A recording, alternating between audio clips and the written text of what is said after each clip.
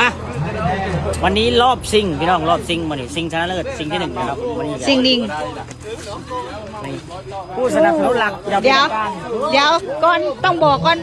เจ๊จอยบ่มาหาเฮาจักเดินแล้ว มา2 เดือนแล้ววันนี้เขามีของรางวัลมาฝากนักฟุตบอลท่านนี้นิดหน่อยผู้จัดการทีมโค้ชโค้ชปี้นี่กันเจ๊จอยรุ่นเดียวกันปั๊บ เจ๊จอยลอยไล่ อันนั้นไม่รุ่นเต้ยาอยู่ไหนจ้า ไปรุ่นคุกเตะ อันนี้ทาเดี๋ยวไอ้ทายเป็นแข่งคู่นี่ก่อนแข่งคู่นี่แล้วกันอาศัยลงสนามเลย บอลอะไรบอล บอลต่อเติม เขาเรียกว่าต่อต้านแต้มแต้น่ะเขาเรียกว่าต่อต้านไอ้งานอบตกีฬาอบตต่อต้านยาเสพติด บ่แม่นต่อเติมแม่นบ่ บริเวณต่อต้าน คนอื่นน่ะต่อต้าน เก็บภาพบรรยากาศให้เบิ่งว่า